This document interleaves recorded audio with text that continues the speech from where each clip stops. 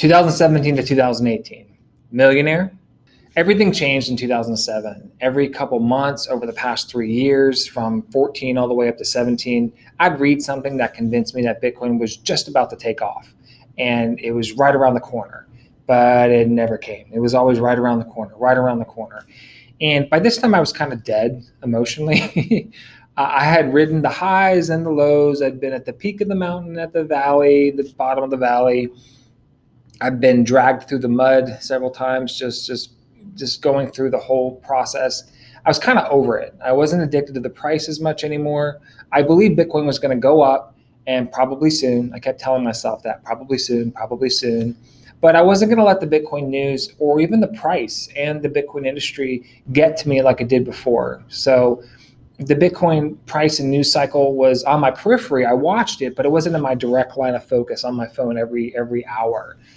I'd stopped buying by the end of 2014. So by 15, like I mentioned, my wife and I agreed, and it was still a waiting period. But by February 2017, Bitcoin touched and even surpassed the previous high, and I was feeling pretty good. So Bitcoin was around $1,300, which was around the last high, $1,200 at the end of 13, and then it shot back down to $900.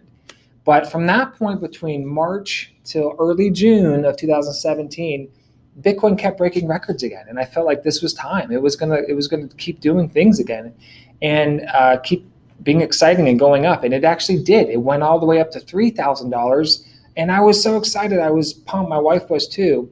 Bitcoin was starting to get more attention, make waves again, and it continued this trend for the whole rest of the year.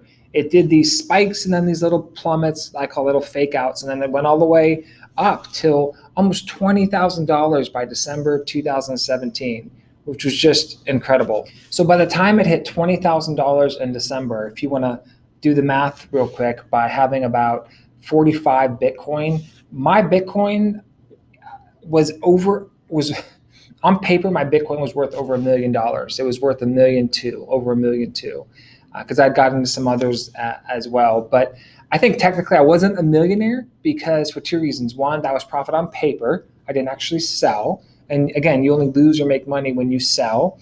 And two, to be a millionaire, you have to have a net worth of $1 million or more. And in order to accurately calculate your net worth, you have to subtract your debts, which we had some student loans in our home. So it was a little under $1 million, but still it felt incredible. Like this was kind of what it was all about. My wife and I were just blown away, over $1 million.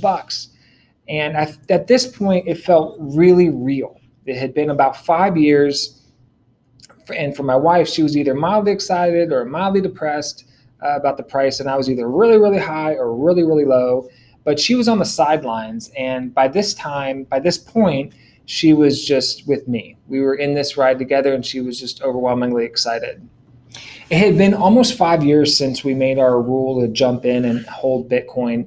And just to test the waters, I sold one just to kind of see how it would work, and if it would work, getting them from my paper wallet. So I sold my first Bitcoin on January 7th, 2018. And this was also my way of like pinching myself. Is this really real or is this a fantasy? For my wife too. And so I sold that first Bitcoin for $16,559.99. And minus the initial purchase price of $147.57, that netted us $16,412.42.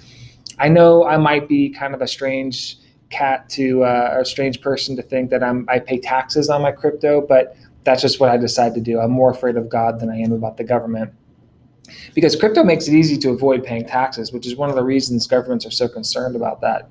I just figure that God can do worse to me than my government can, and his standard's higher than the government, so I follow him. I follow his word.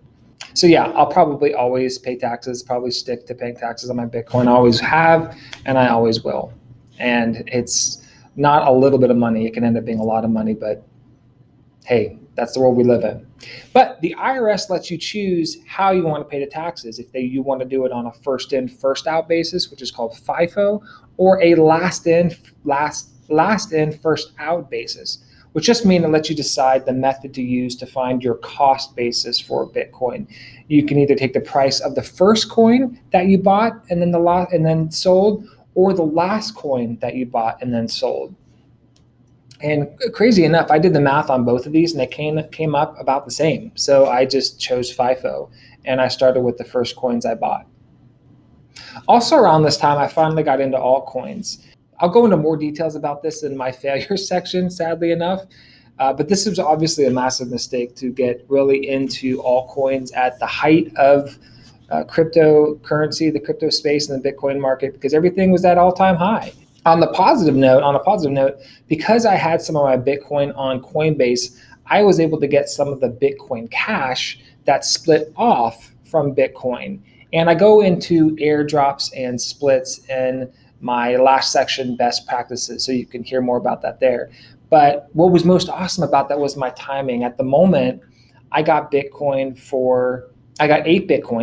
and I got 8 Bitcoin Cash, and I sold them for about $4,000 a pop. So that netted us about $32,000, which we then immediately used to buy 2 more Bitcoin. While we first invested in early 13 and we were right about our 5-year mark, I wasn't convinced that I should sell. I wanted to still wait for a little bit, but I was feeling a stronger sense of kind of a burden, if you will, to really help people with Bitcoin. And that was the first kind of, it hit me to really help people right around that time in Christmas 2017. So thanks to our new financial situation, I quit my day job and I started a company called EschatonResearch Partners just to do that.